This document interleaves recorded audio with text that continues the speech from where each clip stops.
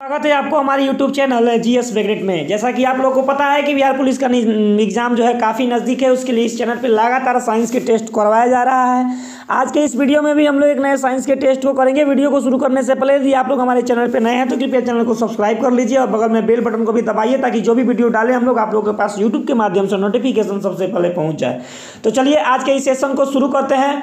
और जितने लोग भी इस चैनल पर नए हैं तो कृपया चैनल को सब्सक्राइब जरूर कर ले दोस्तों। और इसका PDF अगर आप लोग को चाहिए तो वीडियो के डिस्क्रिप्शन में दोस्तों टेलीग्राम का लिंक और यूट्यूब चैनल का लिंक दे दिया जाएगा, वहां से आप लोग PDF को डाउनलोड कर सकते हैं। तो चलिए वीडियो को शुरू करते हैं। देखते हैं कि आज का पहला प्रश्न क्या है। हमारा जो पहला प्रश्न है दोस्तों वो है, निम्न में से किसमें ओम का नियम लागू होता है। ओम का नियम किसमें लागू होता है दोस्तों? 4 ऑप्शन आप लोगों के सामने है। चलिए बताइए फटाफट, जिन लोगों को भी पता है निम्न में से कौन से किसमें ओम का नियम लागू होता है। चलिए आप लोग बताइए दोस्तों, जिन जिन लोगों को भी आंसर पता है। तो चलिए बात की जाए इस क्वेश्चन की राइट आंसर की दोस्तों, तो इसका right answer option number A, Ohm का नियम केवल धात्वित्वक चालकों में लागू होता है। ठीक है, चलिए चलते हैं अगले प्रश्न की ओर, देखते हैं कि अगला प्रश्न क्या है। अगला जो प्रश्न है दोस्तों वो उसके सामने देखिएगा आप लोग, किसी कारणवश घरों में परिपथ धारा के फेज और कंट्रोल तारों के आपस में जुड़ जाने से क्या होता है। जब दोनों तार आपस में सट जाएंगे दोस्तों तो क्या होगा। इसके लिए चलिए 4 ऑप्शन आप लोगों के सामने है। जिन जिन लोगों को भी आंसर पता है दोस्तों बताते चलिए। अपना अपना स्कोर कमेंट बॉक्स में वीडियो के लास्ट में आप लोग जरूर डालिएगा दोस्तों, जिससे पता चले कि आप लोग का तैयारी क्या है। ठीक है, तो चलिए अगर बात की जाए इस क्वेश्चन की राइट आंसर की दोस्तों, तो इसका right answer option number C आप लोग याद रखिएगा, लघु पतन कहा जाता है। क्या कहा जाता है दोस्तों? लघु पतन कहा जाता है। ठीक है, चलिए चलते हैं अगले प्रश्न की ओर, देखते हैं कि अगला प्रश्न क्या है। अगला जो प्रश्न है दोस्तों वो है, निम्न में से कौन सी युक्ति विद्युत धारा के तापीय प्रभाव पर आधारित है। विद्युत धारा के तापीय प्रभाव पर आधारित कौन सा युक्ति है दोस्तों? 4 ऑप्शन आप लोगों के सामने। Option number A heater, B पंखा, सी घंटी और डी क्रेन। तो चलिए बताइए इनमें से राइट ऑप्शन कौन होगा दोस्तों? राइट आंसर बताइए फटाफट, जिन लोगों को भी पता है। बात की जाए इस क्वेश्चन की राइट आंसर की दोस्तों, तो युक्ति जो वह युक्ति जो विद्युत धारा के तापीय प्रभाव पर जो आधारित है दोस्तों वो है कौन सा? हीटर। कौन सा? हीटर, यानी option number A is the right answer. Heater is right answer. ठीक है, चलिए चलते हैं अगले प्रश्न की ओर, देखते हैं कि अगला प्रश्न क्या है। अगला जो प्रश्न है दोस्तों वो है, किसी प्रत्यावर्ती प्रकाश किरण और अभिलंब के मध्य बनने वाले कोण को क्या कहलाता है। किसी प्रत्यावर्ती प्रकाश किरण और अभिलंब के मध्य बनने वाले कोण क्या कहलाते हैं दोस्तों? बताइए फटाफट, इस क्वेश्चन का राइट आंसर बताइए। किसी परिवर्तित किरण और अभिलंब के मध्य बनने वाले कोण का नाम क्या है दोस्तों? जैसे कि आप लोग को पता है ये क्वेश्चन जो है दोस्तों प्रकाश के परावर्तन से पूछा है। तो जब कोई प्रकाश, ये मान लीजिए कि ये प्रिज्म है दोस्तों, सतह है, इसे प्रकाश आता है और टकरा करके क्या होता है दोस्तों, उसी दिशा ट्रांसफर हो जाता है और बीच में जो लंब है दोस्तों वो बीच में रहता है। ठीक है, तो आपतित, ये हुआ आपतित किरण और ये हुआ लंब। क्या हुआ दोस्तों? ये हुआ लंब और ये हुआ आपतित किरण। ठीक है, तो आपतित किरण और लंब के बीच में बने हुए कोण को क्या कहते हैं दोस्तों? आपतन कोण कहते हैं। क्या कहते हैं दोस्तों? आपतन कोण। लेकिन यहाँ पे जो दोस्तों क्या पूछा है? परावर्तित किरण। क्या दोस्तों? परावर्तित किरण। तो परावर्तित किरण यही ना है दोस्तों, ये वाला। तो लंब ये है और इसके बीच में ये जो कोण बना है दोस्तों इसको बोलते हैं परावर्तन कोण।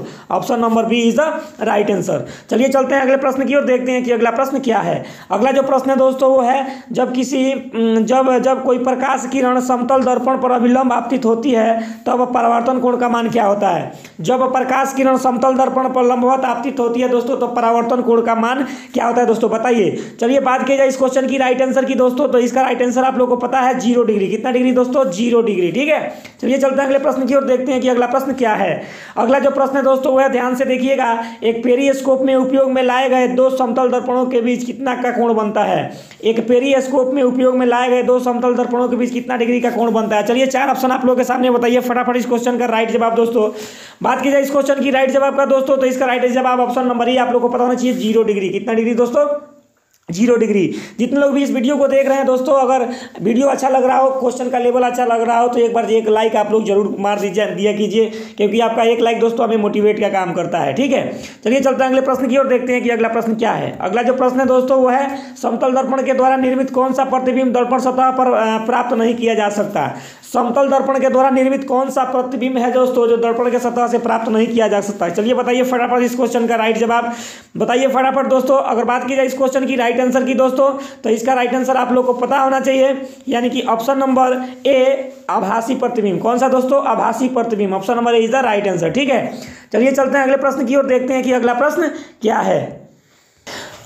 अगला जो प्रश्न है दोस्तों उसको देखिएगा, जब प्रकाश एक माध्यम से दूसरे माध्यम में जाता है, क्या दोस्तों, जब प्रकाश एक माध्यम से दूसरे माध्यम में जाता है तो उसकी दिशा में परिवर्तनीय घटना को क्या कहते हैं। उसकी दिशा में जो परिवर्तन होती है दोस्तों उसकी घटना को क्या कहते हैं दोस्तों। जो चलिए बताइए, 4 ऑप्शन आप लोगों के सामने दिया गया है दोस्तों।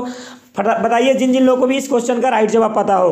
अगर बात की जाए इस क्वेश्चन की राइट जवाब का दोस्तों, तो इसका राइट जवाब ऑप्शन नंबर ए आप लोगों को पता होना चाहिए, आपतन कोण। क्या दोस्तों, सॉरी, अपवर्तन कहा जाता है। क्या कहा जाता है? अपवर्तन कहा जाता है। ठीक है, अपवर्तन का दोस्तों जब प्रकाश एक माध्यम से दूसरे माध्यम में गमन करता है, यहाँ माध्यम का मतलब दोस्तों निर्वात हो गया, जल हो गया, ये सब माध्यम हो गया। ठीक है, तो जब एक माध्यम से दूसरे माध्यम में गमन करता है प्रकाश, तो अभिलंब की ओर मुड़ जाता है। कहाँ मुड़ जाता है दोस्तों? अभिलंब की ओर। जैसे मान लीजिए ये आपका निर्वात है और एक आपका एक माध्यम है। क्या है दोस्तों? माध्यम है। तो जब प्रकाश, और ये आपका क्या है? लंब है दोस्तों। तो जब प्रकाश इस पे एंट्री मारेगा ना दोस्तों, तो थोड़ा सा अभिलंब की ओर क्या हो जाता है? ऐसे मुड़ जाता है। क्या हो जाता है दोस्तों? मुड़ जाता है। इसी घटना को प्रकाश का अपवर्तन कहा जाता है और इसके भी दो नियम होते हैं दोस्तों। ठीक है, चलिए चलते हैं अगले प्रश्न की ओर, देखते हैं कि अगला प्रश्न क्या है।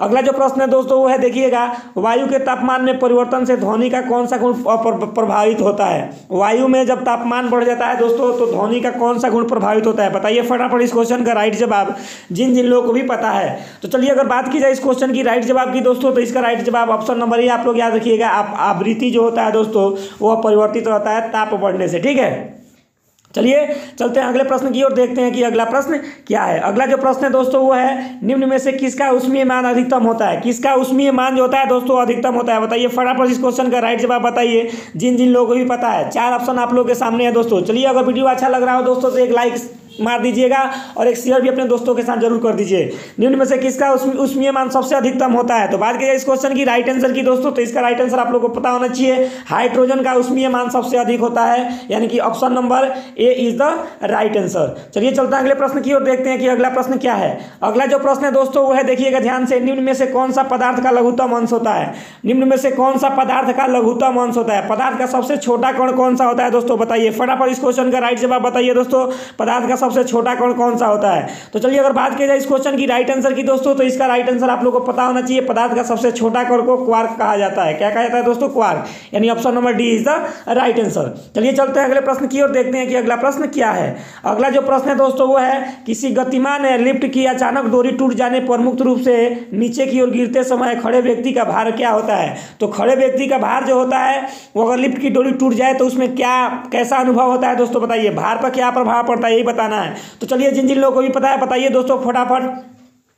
अगर बात की जाए इस क्वेश्चन की राइट आंसर की दोस्तों, तो इसका राइट आंसर आप लोगों को पता होना चाहिए, ऑप्शन नंबर डी, यानी कि शून्य होता है। क्या होता है दोस्तों? शून्य होता है। ठीक है, चलिए चलते हैं अगले प्रश्न की ओर, देखते हैं कि अगला प्रश्न क्या है। अगला जो प्रश्न है दोस्तों वो है, निम्न में से किस पदार्थ में एक सेमी घन का जड़त्व अधिकतम होता है? किस पदार्थ में एक सेमी घन का जड़त्व जो है दोस्तों अधिकतम होता है? बताइए। 4 ऑप्शन आप लोगों के सामने दिया गया है। जिन जिन लोगों को भी पता है क्वेश्चन का आंसर डालते जाइए कमेंट बॉक्स में। अगर बात की जाए इस क्वेश्चन की राइट आंसर की दोस्तों, तो इसका राइट आंसर आप लोगों को पता होना चाहिए, लोहा का। किसका दोस्तों? लोहा का। Option number D is the right answer. Option number D is the right answer. चलिए चलते हैं अगले प्रश्न की ओर, देखते हैं कि अगला प्रश्न क्या है। अगला जो प्रश्न है दोस्तों लाजवाब प्रश्न है, आसान सा सवाल है। देखिएगा, निम्न में से कौन सी समय की इकाई नहीं है? समय की इकाई कौन नहीं है दोस्तों बताना है। 4 ऑप्शन आप लोगों के सामने दिया गया है। तो चलिए बताइए, जिन जिन लोगों को भी पता है इसका राइट जवाब बताइए फटाफट दोस्तों। अगर बात की जाए इस क्वेश्चन की राइट आंसर की दोस्तों, तो इसका right answer option number C, प्रकाश वर्ष जो है समय की इकाई नहीं है, प्रकाश वर्ष दूरी की इकाई है दोस्तों। ठीक है, चलिए चलते हैं अगले प्रश्न की ओर, देखते हैं कि अगला प्रश्न क्या है। अगला जो प्रश्न है दोस्तों उसको देखिएगा, निम्न में से किस पर द्रव का पृष्ठ तनाव निर्भर नहीं करता? द्रव का पृष्ठ तनाव किस पर निर्भर नहीं करता दोस्तों बताना है। नहीं करता, आप लोग ध्यान रखिएगा, नहीं करता है। तो चलिए बताइए, जिन जिन लोगों को भी पता है। 4 ऑप्शन आप लोगों के सामने है दोस्तों, बताइए जिन जिन लोगों को भी आंसर पता हो। तो चलिए अगर बात की जाए इस क्वेश्चन की राइट आंसर की दोस्तों, तो इसका right answer option number C आप लोगों को पता होना चाहिए, द्रव की सतह का क्षेत्रफल जो है निर्भर नहीं करता है। ठीक है, option number C is the right answer. चलिए चलते हैं अगले प्रश्न की ओर, देखते हैं कि अगला प्रश्न क्या है। अगला जो प्रश्न है दोस्तों उसको ध्यान से देखिएगा, कैलोरी निम्न में से किसका मात्रक है? कैलोरी निम्न में से किसका मात्रक है दोस्तों बताना है। तो चलिए बताइए फटाफट इस क्वेश्चन का राइट जवाब दोस्तों, कैलोरी निम्न में से किसका मात्रक है? चलिए बताइए फटाफट। अगर बात की जाए इस क्वेश्चन की राइट आंसर की दोस्तों, तो इसका राइट आंसर आप लोग को पता होना चाहिए, कैलोरी जो है दोस्तों ऊष्मा की मात्रा होता है। किसका मात्रा दोस्तों? ऊष्मा का, यानी option number C is the right answer. चलिए चलते हैं अगले प्रश्न की ओर, देखते हैं कि अगला प्रश्न क्या है। अगला जो प्रश्न है दोस्तों वो है, किसी वस्तु के द्वारा ग्रहण की गई ऊष्मा निम्न में से किस पर निर्भर नहीं करती?